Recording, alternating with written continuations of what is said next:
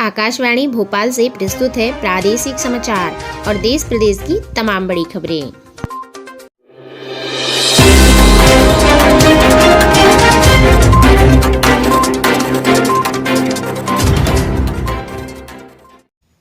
नमस्कार, सुबह सुबह की ताज़ा खबरों में आप सभी का बहुत बहुत स्वागत है। बात करते हैं आज के मुख्य हेडलाइंस की। मॉर्निंग न्यूज़ ब्रीफ में आपको बता दें कि अब देश में सियासी मुलाकातों की लहर शुरू हुई।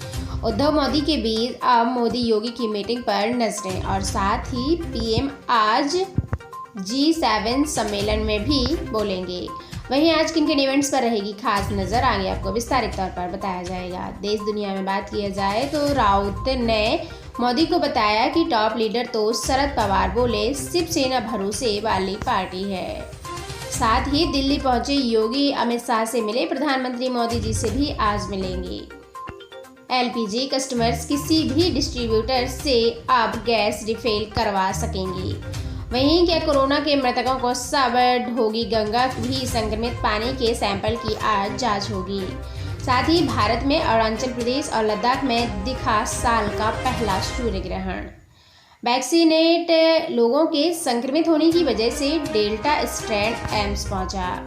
और राहुल स्मृति के बीच आज अमेठी के लोगों की मदद की होड़ रहेगी। पाकिस्तान प्रधानमंत्री इमरान खान की पूर्व एडवाइजर ने सांसद को थप्पड़ मारा। और वहीं सिब्बल ने जितिन प्रसाद पर साधा निशाना, पार्टी को भी दी नसीहत। इंडिया के कैप्टन बनना चाहते थे युवराज, पर धोनी को मिली जिम्मेदारी। सुर्खियों में आज क्या क्या रहा, संपूर्ण जानकारी आगे आपको विस्तारित तौर पर बताई जाएगी। इसके साथ ही मध्य प्रदेश की राजधानी भोपाल में अनलॉक का पहला दिन खुला। आपको बता दें, न्यू मार्केट में लोग कम दिखे और ओल्ड सिटी के चौक बाजार में सोशल डिस्टेंसिंग नहीं नजर आई। साथ ही भोपाल में 3 महीने बाद 100 से कम कोरोना केस मिले। आपको बता दें कि राजधानी में 97 नए केस सामने आए। इससे पहले 10 मार्च को मिले थे 58 पॉजिटिव केस और रिकवरी रेट 97.82% हो चुका है। मध्य प्रदेश में जेल विभाग के आदेश हुए जारी। इसके साथ ही लघु वनोपज संघ के एमडी राजपूत का इस्तीफा किया गया मंजूर। मध्य प्रदेश में फिर आया वैक्सीनेशन पर संकट। इंदौर, ग्वालियर, शिवपुरी, धार सहित कई जिलों में वैक्सीन खत्म हुई। और इसके साथ ही मध्य प्रदेश में संविदा कर्मचारियों को विशेष प्रोत्साहन भत्ता दिया जाएगा। अब जानकारी विस्तार से। सबसे पहले बात करते हैं मॉर्निंग न्यूज़ ब्रीफ में आज किन किन इवेंट्स पर रहेगी खास नजर। महंगाई को लेकर कांग्रेस पार्टी का देशव्यापी विरोध प्रदर्शन किया गया। प्रधानमंत्री नरेंद्र मोदी जी G7 सम्मेलन को वर्चुअली संबोधित करेंगे। आसाराम की जमानत याचिका पर सुप्रीम कोर्ट में सुनवाई होगी। मुंबई के पूर्व कमिश्नर परमबीर सिंह की याचिका पर सुप्रीम कोर्ट में सुनवाई। देश विदेश में बात किया जाए तो राउत ने मोदी को बताया टॉप लीडर तो शरद पवार बोले शिवसेना भरोसे पार्टी है।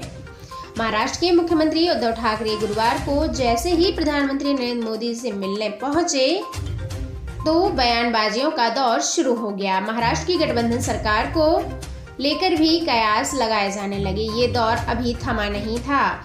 शिवसेना, आपको बता दें कि शिवसेना नेता संजय राउत के बयान ने माहौल और ज़्यादा गर्मा कर दिया। संजय राउत ने कहा कि देश में टॉप लीडर तो मोदी ही है। इस बयान के बाद महाराष्ट्र सरकार में सहयोगी एनसीपी के चीफ शरद पवार ने कहा कि महाराष्ट्र की गठबंधन सरकार अपने 5 साल पूरे करेगी। उन्होंने लोगों को बाला साहेब ठाकरे का वादा याद दिलाते हुए शिवसेना वादा खिलाफी नहीं करती। साथ ही दिल्ली पहुंचे योगी आदित्यनाथ शाह से मिलने और अब प्रधानमंत्री जी से भी आज मिलेंगे। आपको बता दें, राहुल गांधी के करीबी जितिन प्रसाद के भाजपा में शामिल होने के अगले दिन ही यूपी की सियासत में एक और बड़ी हलचल दिखी। यूपी के सीएम योगी आदित्यनाथ गुरुवार शाम 4 बजे अचानक दिल्ली में गृह मंत्री अमित शाह के घर पहुंच गए।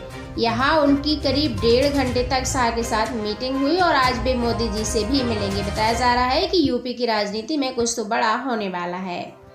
वहीं एलपीजी कस्टमर्स के लिए भी बड़ा अपडेट निकल के आया है। आपको बता दें, एलपीजी कस्टमर्स किसी भी डिस्ट्रीब्यूटर से गैस रिफिल करवा सकेंगे। यानी घरेलू गैस कस्टमर जल्द ही अपने पसंदीदा डिस्ट्रीब्यूटर से गैस रिफिल करवा सकेंगे। यानी अगर आपके पास इंडेन का गैस कनेक्शन है तो भारत गैस डिस्ट्रीब्यूटर से भी खाली गैस सिलेंडर की रिफिलिंग अब आप करवा सकेंगे। पेट्रोलियम और प्राकृतिक गैस मंत्रालय जल्द ही इस योजना को चंडीगढ़, कोयम्बटूर और गुड़गांव, पुणे राज्य में पायलट प्रोजेक्ट के रूप में लॉन्च करने वाला है। योजना के तहत कस्टमर को मोबाइल ऐप या कस्टमर पोर्टल के माध्यम से ही एलपीजी रिफिल बुकिंग का विकल्प मिलेगा। ग्राहक एलपीजी रिफिल की डिलीवरी होने के लिए अपने एरिया के किसी भी डिस्ट्रीब्यूटर को चुन सकेंगे। और वहीं आपको बता दें, कोरोना मृतकों का सब ढोती गंगा भी संक्रमित हुई और पानी के सैंपल की आज होगी जांच। आपको बता दें, उत्तर प्रदेश और बिहार में गंगा में कोरोना संक्रमितों के बहते शवों की पूरी तस्वीरें दुनिया भर ने देखी हैं। आपको बता दें, इस खुलासे से देश भर में हड़कंप मचा हुआ था।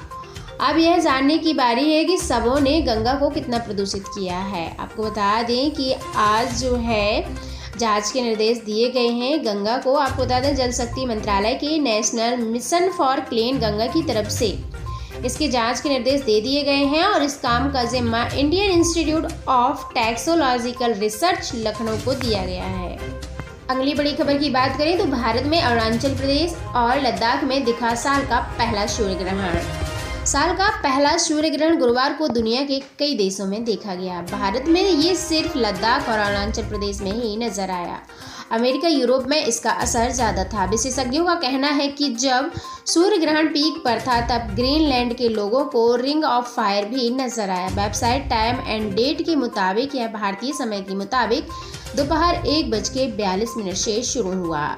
ग्रहण 6:41 तक रहा और इस दिन 148 साल बाद शनि जयंती का भी संयोग बना। इससे पहले शनि जयंती पर सूर्य ग्रहण 26 मई 1873 को हुआ था। अगली बड़ी खबर की बात की जाए तो वैक्सीनेट लोगों के संक्रमित होने की वजह से डेल्टा स्ट्रेन एम्स पहुंचा। यानी कोरोना वैक्सीन लगवा चुके लोगों के संक्रमित होने की खबरों के बीच दिल्ली एम्स ने एक बड़ी स्टडी की है। स्टडी में कहा गया है कि वैक्सीन लगवा चुके लोगों में संक्रमण के ज़्यादातर मामलों के पीछे कोरोना वायरस का डेल्टा वेरिएंट जो कि B.1.617.2 है। आपको बता दें, कोरोना का यह स्ट्रेन वैक्सीन की सिंगल या डबल डोज लगवा चुके लोगों को भी संक्रमित कर रहा है। राहत की बात यह रही कि ज़्यादातर लोगों में सिर्फ तेज बुखार जैसे ही लक्षण दिखे। अगली बड़ी खबर की बात की जाए तो राहुल स्मृति के बीच अमेठी के लोगों की मदद की होड़। लंबे समय बाद राजनीति में एक अच्छी लड़ाई देखने को मिली है। यह लड़ाई इन दिनों कांग्रेस नेता राहुल गांधी और केंद्रीय मंत्री स्मृति ईरानी के बीच अमेठी में लड़ी जा रही है। दोनों में इस बात की होड़ लगी है कि कौन सबसे ज़्यादा अमेठी के लोगों की मदद कर पाता है। इसकी शुरुआत पिछले साल मार्च में लगे लॉकडाउन से ही हो गई थी। आपको बता दें, स्मृति लगभग हर महीने अमेठी की जनता से मिलने पहुंच जाती हैं। राहुल इस मामले में पीछे चल रहे हैं और 2019 लोकसभा चुनाव में मिली हार के बाद से वे एक भी बार अमेठी नहीं पहुंचे। हालांकि वे हर हफ्ते फ़ोन पर लोगों का हालचाल जरूर लेते हैं। वहीं पाकिस्तान के प्रधानमंत्री इमरान की पूर्व एडवाइजर ने सांसद को थप्पड़ मारा। आपको बता दें, पाकिस्तान के प्रधानमंत्री इमरान खान की पूर्व स्पेशल असिस्टेंट और वर्तमान में पंजाब प्रांत के सीएम की सलाहकार फिरदौस आशिक अवान फिर सुर्खियों में आई। आपको बता दें, बुधवार रात फिरदौस एक चैनल की डिबेट में पहुंची थी और इसमें पाकिस्तान पीपल्स पार्टी के सांसद कादिर खान मंडूखेल भी मौजूद थे। कादिर ने पिछले दिनों हुए ट्रेन एक्सीडेंट में 67 लोगों के मारे जाने और देश में बिजली की भारी किल्लत का जिक्र किया तो फिरदौस भड़क उठी और उन्होंने लाइव शो के दौरान ही कादिर की गिरेबा पकड़ ली और फिर थप्पड़ भी जड़ दिया। अगली बड़ी खबर की बात की जाए तो सिब्बल ने जितिन प्रसाद पर साधा निशाना, पार्टी को दी नसीहत। जितिन प्रसाद के कांग्रेस छोड़कर बीजेपी में शामिल होने के एक दिन बाद ही कांग्रेस की अंदरूनी कला को लेकर एक बार फिर चर्चाएं शुरू हो गई हैं। इस बीच पार्टी के सीनियर लीडर कपिल सिब्बल ने जितिन प्रसाद जैसा कदम उठाने यानी बीजेपी में जाने की बात से साफ इनकार कर दिया। सिब्बल ने यहां तक कह दिया कि ऐसा उनके मरने के बाद ही हो सकता। उन्होंने पार्टी को भी नसीहत दे डाली, कहा अब हमारी बात सुनने का वक्त है। अगली बड़ी खबर की बात करें तो इंडियन के कप्तान बनना चाहते थे युवराज, पर धोनी को मिली जिम्मेदारी। भारतीय क्रिकेट के बेस्ट ऑलराउंडर्स में शुमार युवराज सिंह ने बड़ा खुलासा किया। उन्होंने कहा है कि वे 2007 T20 वर्ल्ड कप में कप्तान बनने की उम्मीद कर रहे थे, लेकिन ऐसा नहीं हुआ। सेलेक्टर्स ने महेंद्र सिंह धोनी को ही कप्तान बना दिया। भारत ने साउथ अफ्रीका में हुए इस टूर्नामेंट में इतिहास रचा था। और इसके साथ ही इस टूर्नामेंट में फाइनल में पाकिस्तान को हराकर वर्ल्ड कप ट्रॉफी जो है अपने नाम की थी।